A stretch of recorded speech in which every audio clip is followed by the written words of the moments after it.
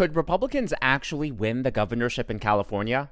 I know it sounds crazy, but given yesterday's gubernatorial debate, I think the race is wide open. Just take a look at the moment when Katie Porter was asked to grade Gavin Newsom's record on homelessness. Ms. Porter, we're going to begin with you. You recently gave the governor a solid A- when it comes to his overall job performance. What grade would you give him on homelessness, and what, if anything, would you do differently? You have 60 seconds. I'm a notoriously tough grader, but I would probably give him a B on homelessness.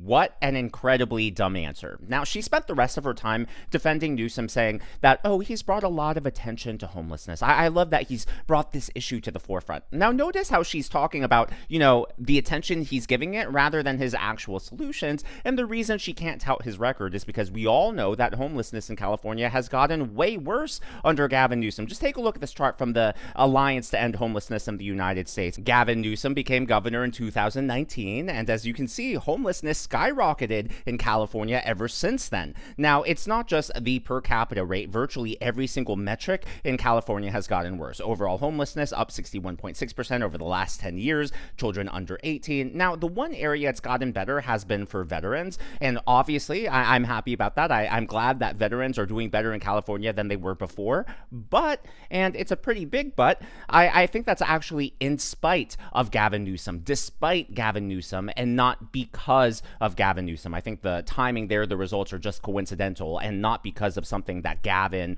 or the Democrats are actually doing in California. And the reason this matters is because people in California are unhappy with the state of the economy. Just like everywhere else in the country, they're really feeling the pinch in their budgets. They're really feeling a decline in the quality of life as far as wages and just the cost of everything, right? And so for Katie Porter to say, oh, Gavin Newsom's doing a great job when it comes to homelessness, when it comes to the economy, because that's really what homelessness is about, right? It's about the very bottom of the economic ladder.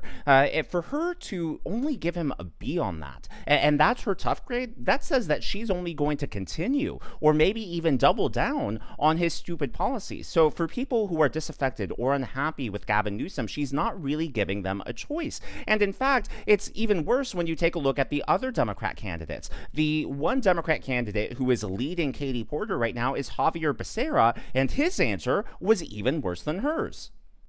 What grade does he get on homelessness, and what, if anything, would you do differently? You have 60 seconds. Frank, I would say that the governor has made efforts. We've seen him come down to Los Angeles, actually go out and try to clean some of the streets. On effort, I would give him an A.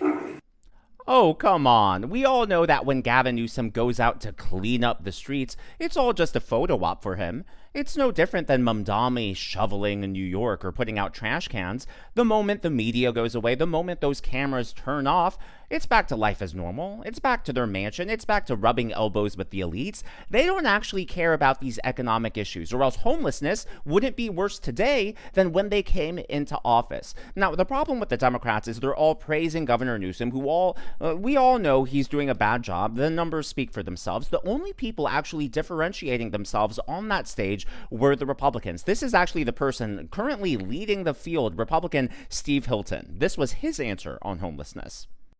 Wow, by the way, I'd love to be in your class, Katie, if you get a B for what Gavin Newsom's done on homelessness. My goodness, of course it's an F. It shames our state, the situation with homelessness. We have about 10% of the US population, around 50% of the country's homeless population. And as for Javier praising Gavin Newsom for the photo op where he tried to pretend he was cleaning up a homeless encampment, literally Gavin Newsom did that 3 times in a row. Nothing changed. And nothing will change if you have one of these Democrats in power. It will be more of the same.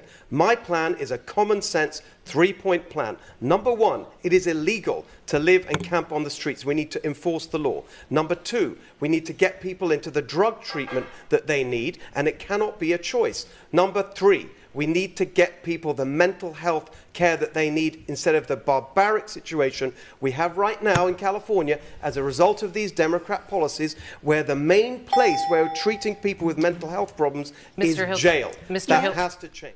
So basically, you have all the Democrats praising Gavin Newsom, who has made homelessness worse in California, and then the only two people actually presenting a solution are the Republican candidates. So there you heard Steve Hilton and Katie Porter. While she was not having it, she decided to womansplain to the entire stage and the entire crowd why Steve Hilton is wrong and why she's the one who's right.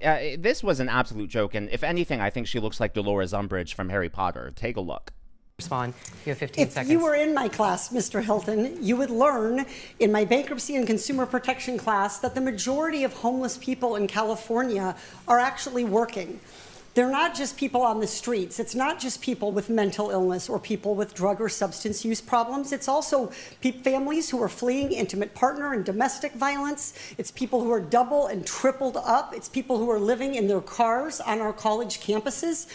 Homelessness comes in a lot of different forms, and if we don't see the whole problem, if we demonize them from one perspective, we'll never be able to solve this problem. If any Republican said even a fraction of what Katie Porter said right then, they would be fact-checked to oblivion. The news stations, the legacy media, they'd be having a field day with this. But of course, because she's a Democrat, Katie Porter can get away with all of those lies unscathed. I mean, it's no wonder why education is so bad in California if she was one of the teachers that they have. Because just even on the surface, that claim just sounds false, right? Oh, the majority of people who are homeless have jobs. I'm not saying that you can't go homeless if you have a job, but just even on the surface, something doesn't compute here. Now, here are the facts. The majority do not hold jobs at the exact time they become homeless. A California Policy Lab study found that 19% of homeless people were employed in the quarter they became homeless, with about 47% working within the 4 years prior. Or in other words,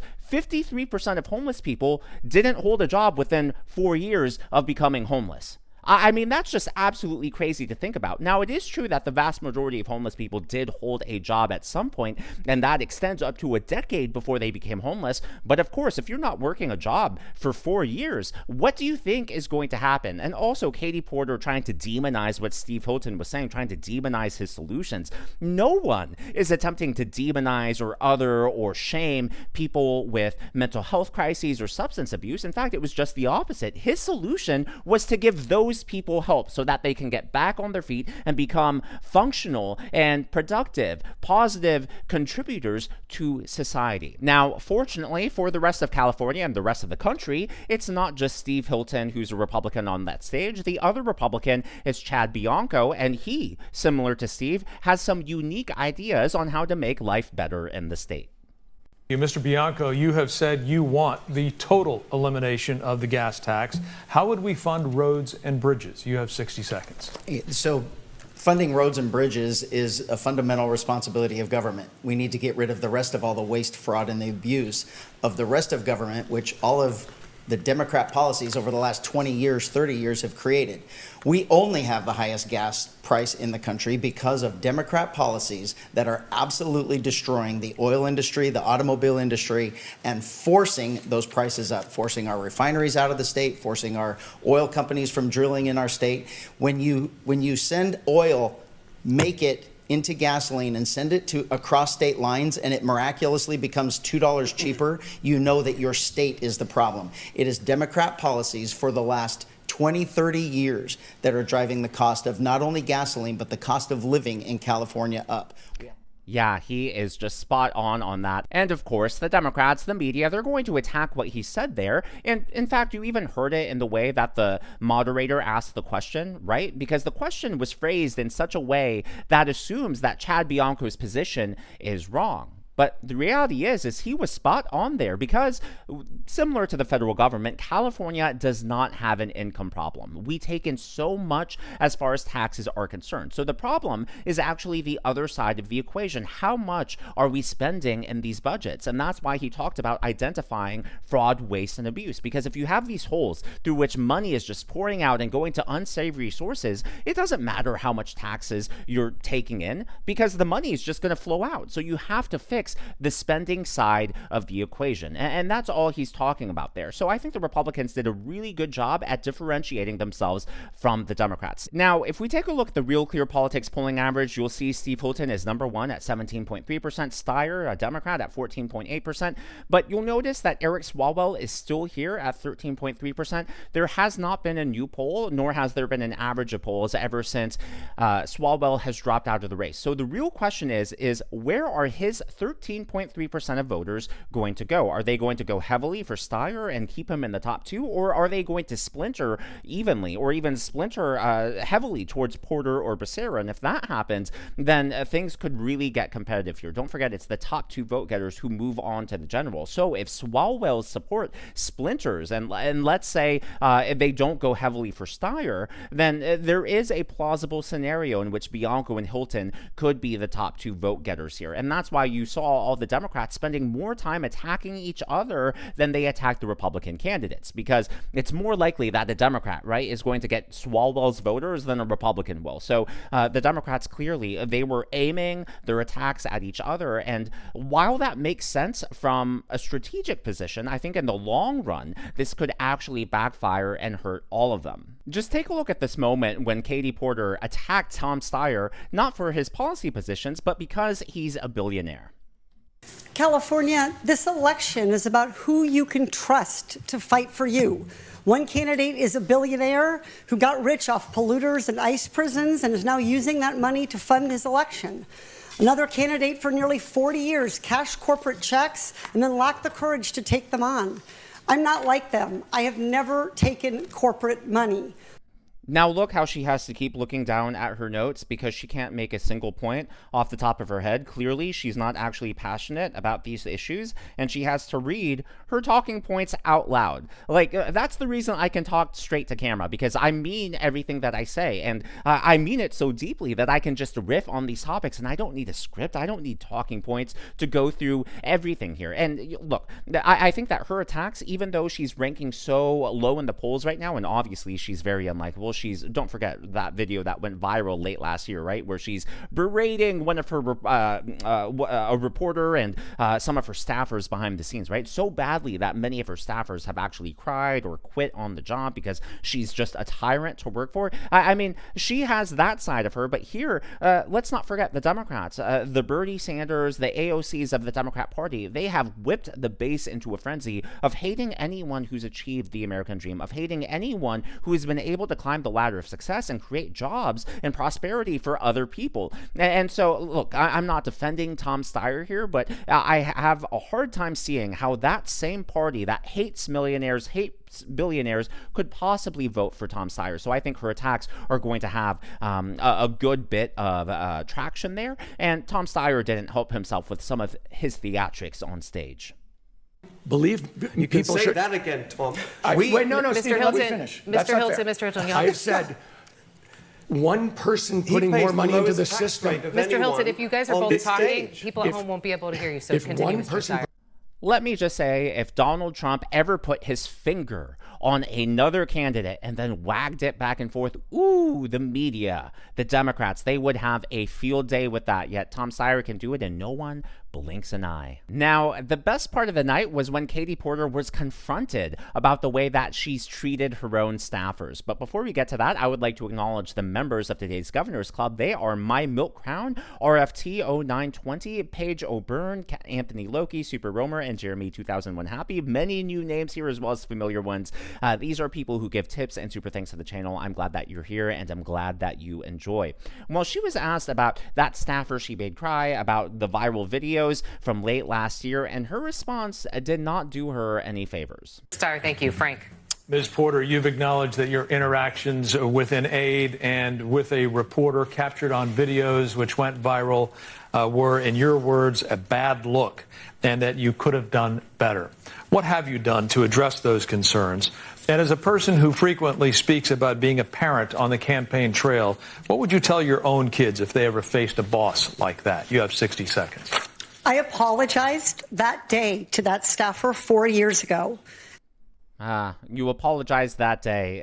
I have a hard time believing that. Not the best answer, too, especially since we know it wasn't just a one-time occurrence. Videos being the keyword, as in this happened multiple times, spread multiple days, weeks, months apart. This is a pattern of behavior, and that sort of pattern of behavior doesn't break overnight. So I doubt she has any remorse. And even the way she conducted herself during last night's debate, you could tell that anger, that lack of self-control is still there. It's just simmering beneath the surface, beneath this facade that she's clearly putting on for this campaign. My favorite part, though, was the absolute mic drop moment that Steve Hilton had, and I think this is the perfect clip in which to close the video, because he just did a brilliant job of handling this gotcha question and defending not just himself, but also President Trump. Take a look.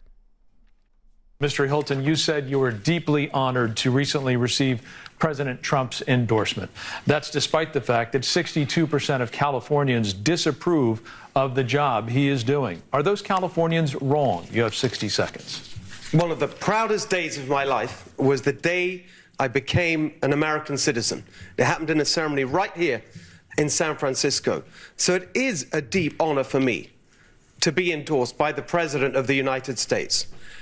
And here's the thing that's going to help every Californian when I'm governor, is that we will have a constructive relationship and partnership with the federal government, which would be the case, I would hope, for any party in that situation, so that we can make things better in California, work with the president and his administration to manage our forests better, to harvest the timber so we can build the single-family homes we need for our young families, to work to increase California energy production, as he wants to do, so we can lower gas prices, to fight the fraud in our government so we can cut spending and cut taxes, to work to enforce our immigration laws. In all these areas and more, it will benefit every Californian to have a governor who is a partner. Yeah, they thought they were going to get him, but he flipped the switch. He flipped the script on them. As always, though, all of this is just my analysis and commentary. That's what's happening in the world of politics from my point of view, and I would love to hear from you. So what do you think? Do you think it's possible that the top two vote getters could actually be Republicans, or do you think, hey, Daniel, that is just a far-fetched dream? Of course, California is going to elect another Democrat. Let me know your predictions. Let me know your thoughts down in the comments below. Personally, I believe that at the very least, Steve Hilton is going to remain in that top two. I think the Democrats are still fractured and splintered enough that, you know, they're not going to overtake the top two spots entirely. But I'm really hoping that last night's gubernatorial debate is going to splinter the support even further and maybe even give Bianco a chance to re-enter that top two. But again, just my hopes. I'm not saying that that's what's going to happen, and I would love to hear your predictions in the comments. If you haven't already, please be sure to leave me a thumbs up. I know it's a simple thing to ask for, but it really does help me reach more viewers like you in the algorithm. Be sure to smash that subscribe button and to check out one of these videos.